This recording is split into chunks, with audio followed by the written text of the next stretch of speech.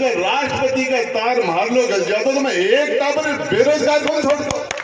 तो राष्ट्रपति का बॉडीगार्ड तो सीधा लगता है, डायरेक्ट कोई इंटरव्यू नहीं होते, कुछ भी नहीं होता। एक आदमी ऐसा बता दे इंद्रपुरा ने उदयपुर वाटी के अंदर जिसके मुंह में रोजी रोटी का टुकड़ा दिया हो, एक आदमी बता दे आपने पावर का यूज कहां किया।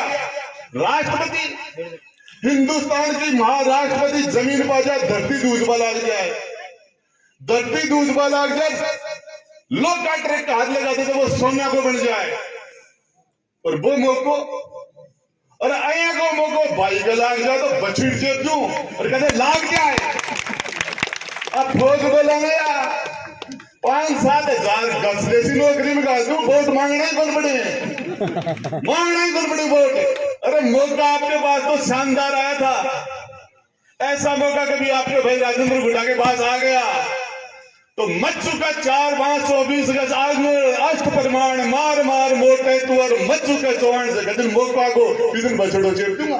भाषण तो जैसा जिसकी समझ होगी वैसा वो बोलेगा। समझदार व्यक्ति और कोई अच्छा व्यक्तित्व वाला हो उसकी बातों का तो रोज रोज जवाब दिया जाए। उनकी शिक्षा जैसा है वैसा ही बोलेंगे ना। राष्ट्रपति का नाम और राष्ट्रपति एमएलए के चुनाव में कोई आती है क्या? क्या आप शहीद वीरांगनाओं का अपमान करते हो, शहीदों को आप तिरस्कार करते हो और उसको चुनाव से जोड़ते हो? यही सभ्यता है क्या? राष्ट्रपति का क्या लेना देना चुनाव से? क्या उनको मतलब है कौन जीतता है कौन हारता है? बथेरे घूमते हैं उनके सामने एमएलए। राष्ट्रपति का पद बहुत बड़ा पद होता है देश में। केंद्रीय विद्यालय मांगा जो ऐतिहासिक फैसला था, क्या छोटी छोटी सड़कों के टुकड़े बना के इतराते हैं। चुनाव में हार जीत होती रहती है, इतना इतराना कोई ठीक तो नहीं होता ना। वे इतने बहादुर थे तो फिर 2013 में क्या हुआ? लोग उतारू को गड़ा कीजिए उठार मेल दियो। राबादो 2023 राजनीतिक रूप से मुकाबला करो। ओछी बातें ओछो बोलनो है कोई तरीका? पूरी क्षेत्र की जनता परेशान, जनता इन बहकावे में नहीं आई। जनता बहुत समझदार है, सही वक्त पर सही फैसला करेगी। इंतजार कीजिए, 2023 का नाश्ता मिलेगा। लोग थम जाओ, हाल तो कैन बदलियां करानी है। कैन कोई गेला रुकवाना है, कोई गेला खुलवाना है। 7 फोटो के साथ बाबड़ा डरे ऐसा मन चेप देगा जैसलमेर। रत्ता क्यों डरो, 2 महीना बाद उठा लिया आऊंगा। 2023 में मेरा चुनाव का जो अहम मुद्दा होगा वो बेरोजगारों को रोजगार से जोड़ना। अब की बार मैंने निर्णय किया मैं चुनाव लड़ूंगा। विजेंद्र सिंह इंदरपुरा। अगर राष्ट्रपति का तार मार लो गल जाता तो मैं एक टावर बेरोजगार कौन छोड़ता। भाषण तो जैसा जिसकी समझ होगी वैसा वो बोलेगा। एक आदमी ऐसा बता दे इंद्रपुरा ने उदयपुर वाटी के अंदर जिसके मुंह में रोजी रोटी का टुकड़ा दिया हो, एक आदमी बता दे आपने पावर का यूज कहां किया। समझदार व्यक्ति और कोई अच्छा व्यक्तित्व वाला हो उसकी बातों का तो रोज रोज जवाब दिया जाए। जिसको समझ ही नहीं है, पहचान ही नहीं है, उसकी बातों का रोज रोज क्या जवाब? राष्ट्रपति हिंदुस्तान की महाराष्ट्रपति जमीन पर जाए धरती दूध लाग जाए, धरती दूध लाग जाए, लोग का ट्रक का हाथ लगाते तो वो सोना को बन जाए। उनकी शिक्षा जैसा है वैसा ही बोलेंगे ना। राष्ट्रपति का नाम और राष्ट्रपति एमएलए के चुनाव में कोई आती है क्या? चुनाव में कोई लेना देना होता है क्या? राष्ट्रपति के सामने एमएलए क्या होता है? कोई मायने रखता है क्या? और उस चुनाव के लिए आए थे क्या? वो तो जनहित के काम जो शहीद वीरांगनाओं का सम्मान करने आए थे। ऐसा कह के आप शहीद वीरांगनाओं का अपमान करते हो, शहीदों को आप तिरस्कार करते हो और उसको चुनाव से जोड़ते हो। यही सभ्यता है क्या? और वो मौको और आया को मौको भाई का लाग जाए तो बछीड़ से दूं और कहते लाग जाए। अब फौज बोलेंगे 5-7 हजार गज जैसी नौकरी में डाल दूं, वोट मांगना ही कौन पड़े, मांगना ही कौन पड़े वोट। राष्ट्रपति का क्या लेना देना चुनाव से? क्या उनको मतलब है कौन जीतता है कौन हारता है? बथेरे घूमते हैं उनके सामने एमएलए। राष्ट्रपति का पद बहुत बड़ा पद होता है देश में।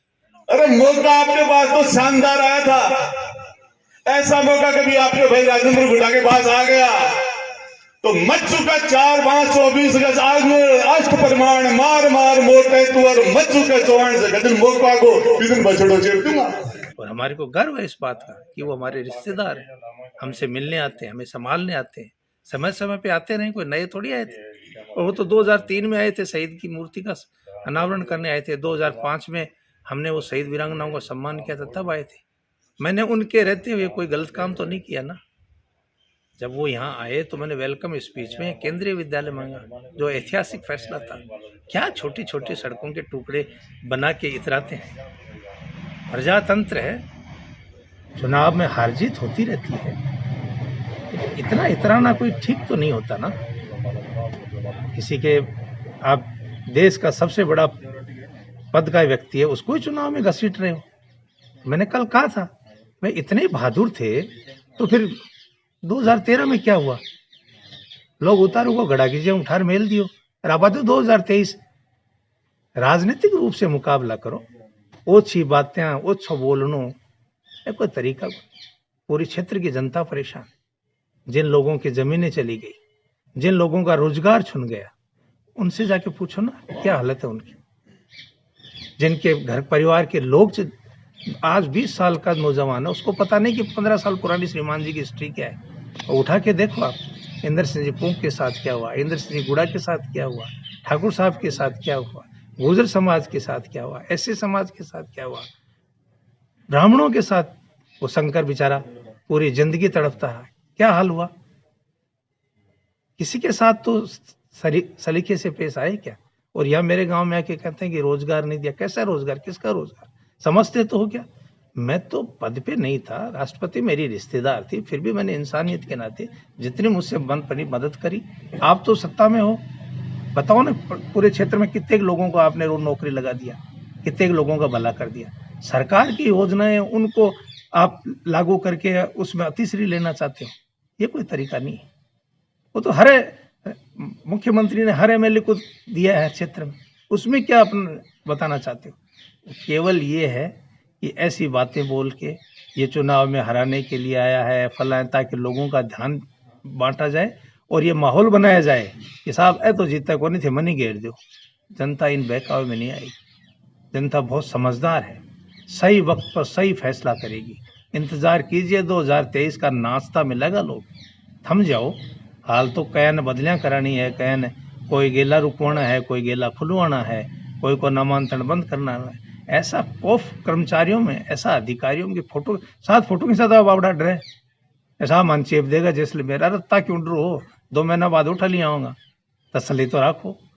तो ये चुनाव जो होगा भय और भ्रष्टाचार से मुक्त करना इस क्षेत्र का मेन उद्देश्य होगा और उसी पे ये चुनाव लड़ा जाएगा। और बार बार पुनः मैं कहता हूँ, राष्ट्रपति के संवैधानिक पद को बीच में मत घसीटो। 2023 में जब मुकाबला होगा तो राजनीतिक रूप से मुकाबला करो, जो जिसके भाग्य में लिखा होगा वो फैसला हो जाएगा।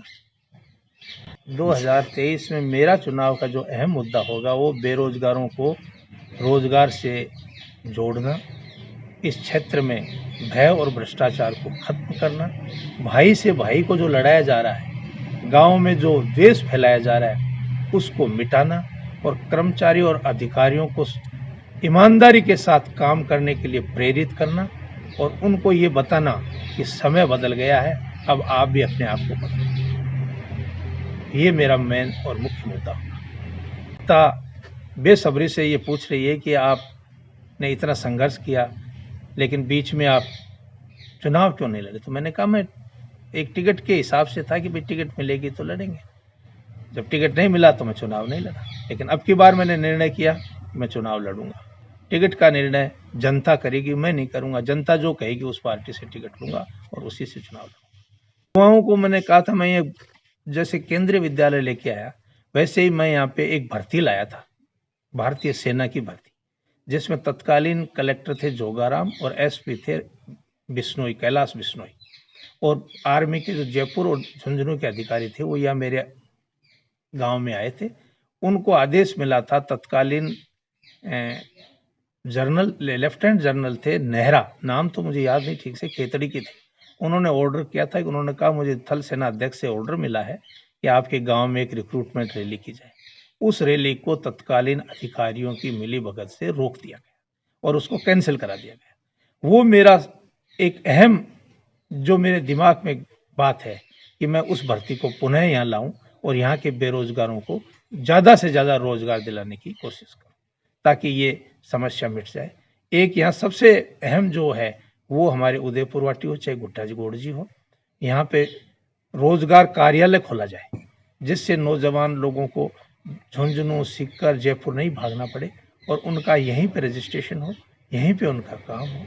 और कुछ लोग जो नहीं लिख पाए वो विदेश में जाते हैं तो उनको पासपोर्ट के लिए जयपुर जाना पड़ता है। मेरा प्रयास रहेगा कि कोई ऐसी सुविधा उपलब्ध कराई जाए कि उनके पासपोर्ट का वेरिफिकेशन यहीं हो और जयपुर दिल्ली चक्कर नहीं काटा।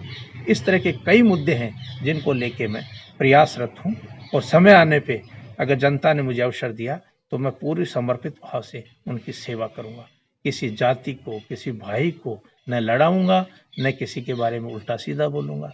एक ही मुद्दा है कि मैं जनता के प्रति समर्पित रहूं और अपना समय ज़्यादा से ज़्यादा जनता के बीच बिताऊं। ये मेरा अटल विश्वास है।